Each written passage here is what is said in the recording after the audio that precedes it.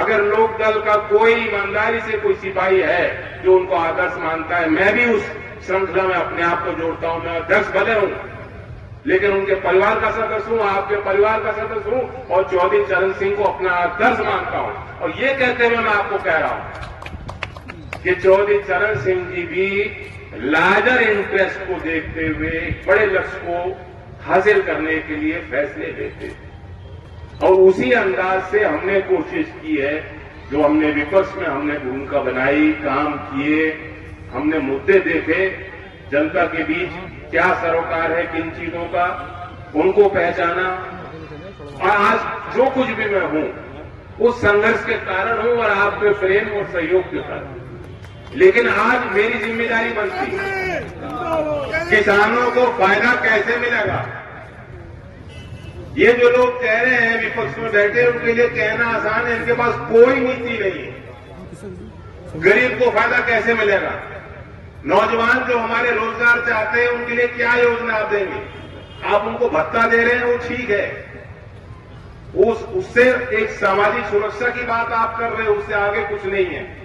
वो तो जैसे चोट लग गई उस पर आपने मलहम लगा दिया, उस पर पट्टी लगा दी। घाव क्यों हो रहा है, आगे ना हो। रोग क्या है, बीमारी क्या है, कहां उस पर अंकुश लगाया जा सकता है। ऐसी सोच विपक्ष के पूरे मैनिफेस्टो में, घोषणा पत्र में कहीं मुझे दिखाई नहीं दे रही। चौधरी चरण सिंह की नीति आपको याद दिलाता हूं, कुटीर उद्योग की वकालत करते थे। छोटे उद्योग स्थापित हों, छोटे काम, छोटे कारखाने, जो किसान जो कम खेती, जिनकी जमीन छोटी है लेकिन वो अपनी जमीन के मालिक हैं, उनको मालिकाना हक दिलाने के लिए जो चौधरी चरण सिंह जवाहरलाल नेहरू से भिड़ सकते थे आपके लिए, उनकी नीति तो समझिए आप लोग।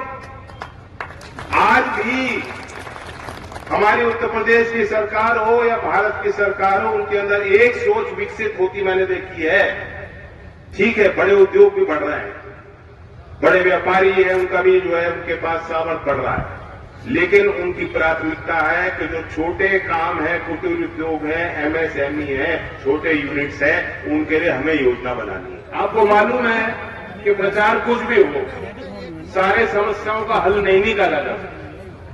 बहुत ईमानदारी के साथ मैं आपको कह रहा हूं, आज के इस राजनीतिक माहौल में, चुनावी माहौल में, जब हर एक पार्टी पे दबाव, हर नेता पे दबाव होता है कि कुछ बड़ी बात करो, वादे छोटे मत करो, बड़े करो। उसी बीच क्योंकि मुकाबला तो पूरे देश में दो में है, तो जो हमारा मुख्य विपक्ष है वो ये कह रहे हैं कि फटाफट खटाखट झटाझट गरीबी खत्म कर दो।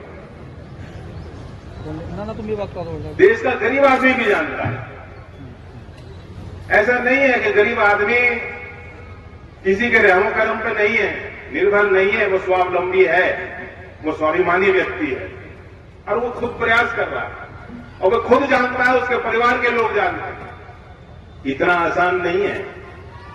जिस क्षेत्र ने चौधरी चरण सिंह जी की जो कर्मभूमि रही और उनकी नीति को समझा, उनके राजनीतिक और सामाजिक कार्यों में योगदान और आहुति देने का काम जिस संभल के हमारे गांव के लोगों ने किया, आप लोग भी जानते हो। इस देश में बड़े ईमानदार नेता हमने देखे हैं, लाल बहादुर शास्त्री जैसे नेता दिखाए, सरदार पटेल जैसे नेता हमने देखा, महात्मा गांधी जैसे नेता देखा, चौधरी साहब के योगदान को आपने देखा।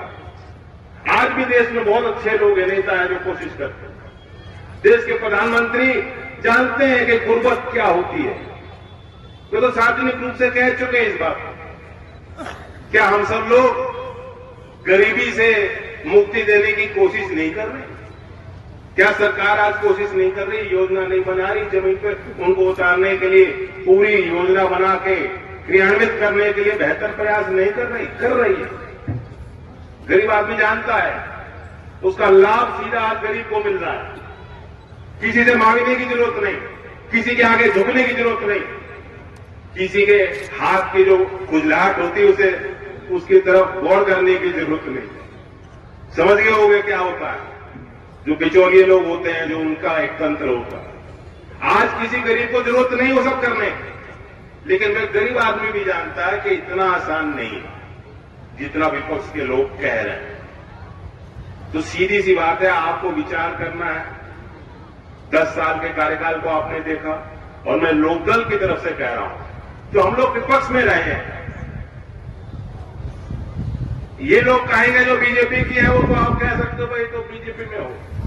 जब हम लोग जो विपक्ष में रहे और जो लोकदल था तो विपक्ष था, माफ कीजिएगा, आज कहीं विपक्ष है नहीं, क्योंकि एक जो बड़े नेता है राहुल जी, वो ऑलमोस्ट पीएम है, और हमारे यूपी वाले हमारे भ्राता वो ऑलवेज सीएम है।